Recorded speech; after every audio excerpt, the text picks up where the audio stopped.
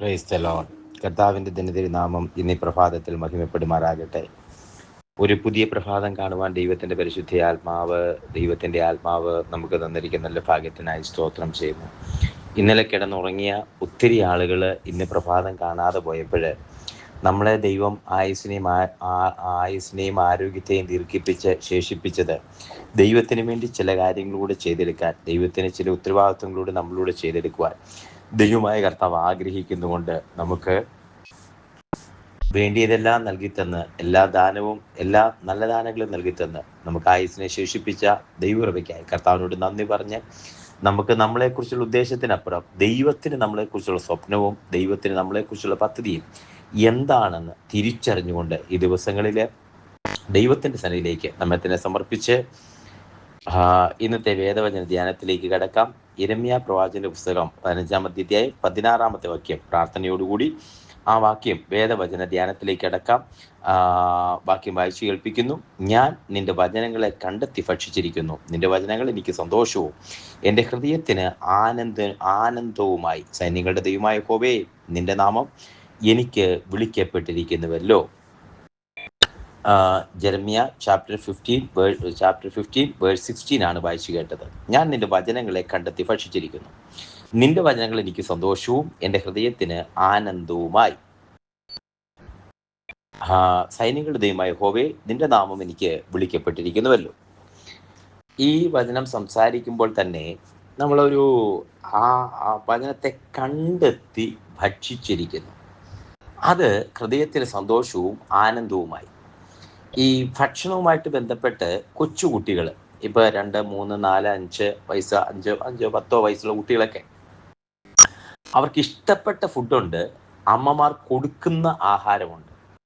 ഇഷ്ടപ്പെട്ട ആഹാരം എന്ന് പറഞ്ഞാൽ ഇപ്പോൾ ഐസ്ക്രീമും പിന്നെ ജങ്ക് ഫുഡും ഫ്രഞ്ച് ഫ്രൈസും പിന്നെ ഇപ്പൊ കിട്ടുന്ന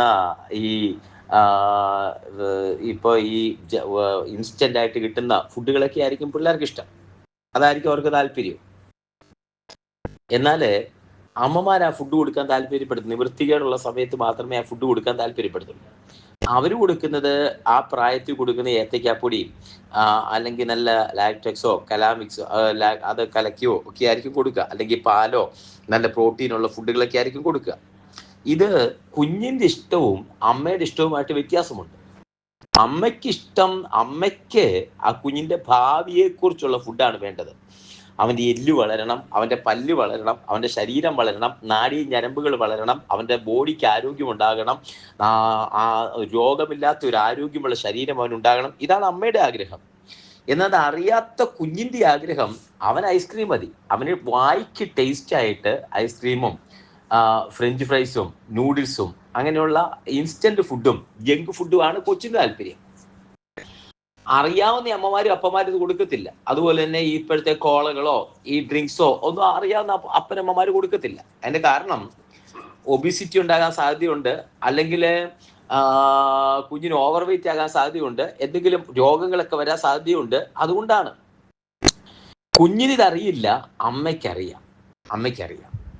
ഇത് ശരീരത്തിന് വേണ്ടി, ആരോഗ്യത്തിന് വേണ്ടി ഒരു അമ്മ ചെയ്യുന്ന മുൻകരുതൽ, അമ്മയോ അപ്പനോ ചെയ്യുന്ന മുൻകരുതൽ, ഡോക്ടർമാർ ചെയ്യുന്ന മുൻകരുതലാണെങ്കിൽ ഇവിടെ ഹൃദയത്തിന് ആനന്ദവും സന്തോഷവും കിട്ടുന്നൊരു കാര്യം യിരെമ്യാ പ്രവാചകൻ പറഞ്ഞിരിക്കുക. യിരെമ്യാ പ്രവാചകൻ പറയുന്നു, ഞാൻ നിന്റെ വചനത്തെ കണ്ടെത്തി ഭക്ഷിച്ചിരിക്കുന്നു, അതിന്റെ ഹൃദയത്തിന് ആനന്ദവും സന്തോഷവുമായിരിക്കുന്നു. ഇതൊന്നുകൂടെ ശ്രദ്ധിക്കണം. കാരണം തൊട്ട് താഴെ പറയുന്നുണ്ട്, നിന്റെ നാമം എനിക്ക് വിളിക്കപ്പെട്ടിരിക്കുന്നു. നിന്റെ നാമം വിളിക്കപ്പെട്ടവർക്ക്. അതാ സൈന്യങ്ങളുടെ ദൈവമായ യഹോവേ, നിന്റെ നാമം എനിക്ക് വിളിക്കപ്പെട്ടിരിക്കുന്നുവല്ലോ. നാമം വിളിക്കപ്പെട്ട നിനക്ക്, അതതിന്റെ പ്രത്യേകത. നാമം സൈന്യങ്ങളുടെ ദൈവമായ യഹോവയുടെ നാമം വിളിക്കപ്പെട്ട നിനക്ക് എന്ന് പറഞ്ഞാൽ ദൈവത്താൽ വിളിച്ചു ചേർക്കപ്പെട്ട നിനക്ക് യഹോവയുടെ വചനം കണ്ടെത്തി ഭക്ഷിച്ചിരിക്കുന്നു. അത് ഹൃദയത്തിന് ആനന്ദവും സന്തോഷവുമായി.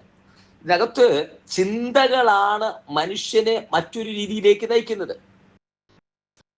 ഈ കഴിഞ്ഞ ദിവസം ഇന്നത്തെ വാർത്തകൾ ഏറ്റവും പ്രസക്തമായ കാര്യം, 13 വയസ്സുള്ള ഒരു പെൺകുട്ടി മുത്തച്ഛനെ കൊല്ലുവാൻ വേണ്ടി കൊട്ടേഷൻ കൊടുത്ത് കാമുകനും 2 കുട്ടികളും, അവർക്കും 15, 16, 17 വയസ്സുള്ള കുട്ടികൾ, പ്രായപൂർത്തിയാകാത്ത കുട്ടികളുടെ ക്രൂരകൃത്യം.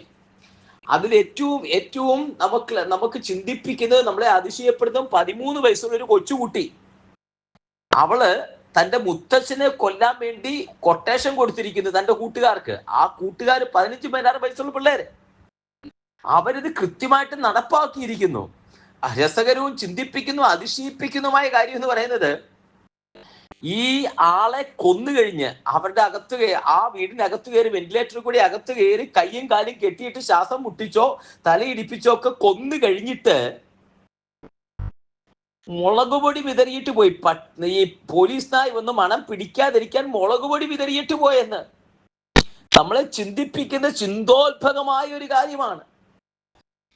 ഇത് അമേരിക്കയിലോ യൂറോപ്പിലോ അല്ലെങ്കിൽ സ്വാതന്ത്ര്യമുള്ള മറ്റു രാജ്യങ്ങളോ ഇംഗ്ലണ്ടിലോ ഒന്നും നടന്ന കഥയല്ല പറയുന്നത്. ഇന്ത്യ മഹാരാജ്യത്ത് നമ്മുടെ കൊച്ചു കേരളത്തിൽ നടന്ന സംഭവം പറയുന്നത്. ആലപ്പുഴയ്ക്കടുത്ത് കരുവാറ്റയ്ക്ക് പ്രത്യേകിച്ച് ആഭ്യന്തരമന്ത്രി രമേശ് ചെന്നിത്തലയുടെ ആ സ്ഥലത്ത് നടന്ന കാര്യമാണ്.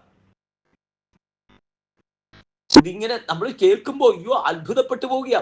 ആ പ്രായമായവർ മൂക്കത്ത് വിരൽ വെക്കുന്നു, പ്രായമായ അമ്മച്ചിമാർ തലയിൽ കൈവച്ചു പോകുന്നു. അയ്യോ ഇങ്ങനെ സംഭവിക്കുമോ? എന്നിട്ട് ആ കൊച്ചു കുട്ടിക്ക് 13 വയസ്സുള്ള കുട്ടിക്ക് ഒരു ഭാവഭേദമില്ലെന്നാ പറയുന്നത്. ഈ ക്രൂര കൃത്യം ചെയ്തു കഴിഞ്ഞിട്ട് ഒരു ഭാവഭേദമില്ല.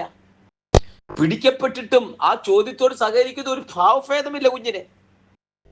ഈ ലോകം എങ്ങോട്ടേക്കാ പോകുന്നേ? നമ്മുടെ ആളുകൾ എങ്ങോട്ടേക്കാ നീങ്ങുന്നത്? നമുക്ക് തന്നെ അറിയില്ല നമ്മുടെ ആളുകൾ എങ്ങോട്ടേക്കാ നീങ്ങുന്നതെന്ന്. എന്തുകൊണ്ടാണ് ഈ ചിന്തയെ വരുന്നതാണ്? ഈ ചിന്തകൾക്കകത്ത് വരുന്നതാണ് കൊലപാതകം. ഈ ചിന്തകൾക്കകത്ത് അവരൊരു മൊബൈൽ ഫോണും പിന്നെ ഒരു ബൈക്ക്, കൂട്ടുകാരന്റെ ബൈക്കും മേടിക്കണം, അത്രേ ഉള്ളൂ. ഒരു ഐഫോണും മേടിക്കണം, ഒരു ബൈക്കും മേടിക്കണം. അതിനുവേണ്ടി ഇത്ര വലിയ ക്രൂര കൊലപാതകം ചെയ്തു കഴിഞ്ഞത്. നമ്മുടെ ലോകം എങ്ങോട്ടേക്കാ പോകുന്നത്? നമ്മുടെ കേരളം, നമ്മുടെ തലമുറകൾ, നമ്മുടെ കൊച്ചു തലമുറകൾ പ്രിയരെ എങ്ങോട്ടേക്കാ പോകുന്നത്? അവിടെയാണ് ഈ വചനത്തിന്റെ പ്രാധാന്യം. ബാലൻ തന്റെ നടപ്പിനെ നിർമ്മലമാക്കുന്നത് എങ്ങനെ? തന്റെ വചനപ്രകാരം അതിനെ സൂക്ഷിക്കുന്നതിനാൽ തന്നെ.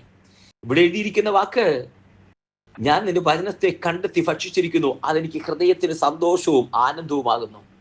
കുഞ്ഞ്, ഇന്ന് പ്രഭാതത്തിൽ ഈ വചനം കേട്ടുകൊണ്ടിരിക്കുമ്പോൾ നിന്റെ തലമുറയെ, നിന്റെ പ്രിയപ്പെട്ടവരെ, നിന്റെ തലമുറയെ, കൊച്ചു തലമുറയെ വചനമാണോ പഠിപ്പിക്കുന്നത്? നീ ഭാരപ്പെട്ടു പോകത്തില്ല. കാരണം ഇത് ഹൃദയത്തിന് ആനന്ദവും സന്തോഷവുമാകും. മറ്റേതൊക്കെ ജങ്ക് ഫുഡാക്കി ശരീരത്തെ ഒബിസിറ്റിയിലേക്കൊക്കെ നയിക്കും, രോഗങ്ങളിലേക്ക് നടത്തുമ്പോൾ ഇത് ഈ വചനം യഥാർത്ഥ ഫുഡാ. ഇത് സമീകൃത ആഹാരമാണ്. വചനം എന്ന മായമില്ലാത്ത പാല് കുടിച്ച് അനുദിനം വളരുന്ന ഒരു കുഞ്ഞിനെ സംബന്ധിച്ച് അവൻ വഴിതെറ്റി പോകത്തില്ല. കാരണം ഇത് സമീകൃത ആഹാരമാണ്. അവന്റെ ഹൃദയം ആനന്ദവും സന്തോഷവും കൊണ്ട് നിറയും. വചനം പഠിപ്പിക്കാൻ കഴിഞ്ഞോ? അത് ആ ബാലൻ നടപ്പിനെ നിർമ്മലമാക്കുന്നതിന്റെ വചനപ്രകാരം സൂക്ഷിക്കുന്നതിനാൽ തന്നെ എന്ന് സങ്കീർത്തനം പറയുമ്പോൾ സദൃശ്യവാക്യം പറഞ്ഞ യഹോഭക്തി ജ്ഞാനത്തിന്റെ ആരംഭമാണ്.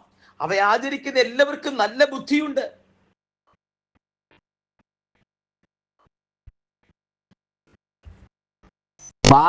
ഒരു ബാലനെ പഠിപ്പിച്ചാൽ അവൻ വൃദ്ധനായാലും അത് വിട്ടുമാറിയില്ലെന്ന സദൃശ്യവാക്യം 22:6 പറയുന്നത്. വചനം പഠിപ്പിച്ചാലേ വൃദ്ധനായാലും ആ പ്രമാണം വിട്ടു മാറുകയില്ല. ഇത് സമീകൃത ആഹാരമാണ്. യിരെമ്യാ പ്രവാചകനെ കുറിച്ച് പറയുന്നത് അമ്മയുടെ ഉദരത്തിലായിരുന്നപ്പോഴേ ദൈവം കണ്ട പ്രവാചകനാണ്.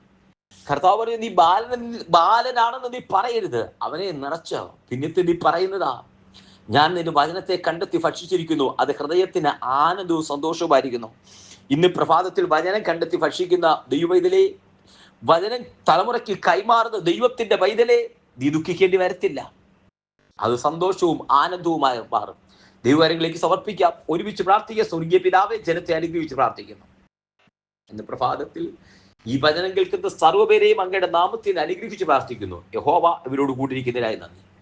വചനത്തെ കണ്ടെത്തി ഭക്ഷിച്ചിരിക്കുന്നു, അത് ആനന്ദവും ഹൃദയത്തിന് സന്തോഷവും ആകുന്നതിനായി നന്ദി പറയുന്ന കർത്താവെ, തൃക്കരങ്ങളിലേക്ക് സമർപ്പിക്കുന്നു. ദൈവകരം കൂട്ടിരിക്കുന്നതിനായി സ്തോത്രം ചെയ്യുന്നു. ഈ കേൾക്കുന്ന സകല ജനത്തെയും അനുഗ്രഹിച്ച് പ്രാർത്ഥിക്കുന്നു. തൃക്കരങ്ങളിലേക്ക് സമർപ്പിക്കുന്നു. പ്രാർത്ഥന കേട്ടിയാൽ സ്തോത്രം. എല്ലാ മാനവും മഹത്വത്തോടെ എടുക്കും, യേശുവിൻ നാമത്തിൽ തന്നെ. ആമേൻ, ആമേൻ, ആമേൻ. കർത്താവ് എല്ലാവരെയും അനുഗ്രഹിക്കട്ടെ. ദൈവകൃപ കൂടിയിരിക്കട്ടെ. God bless U.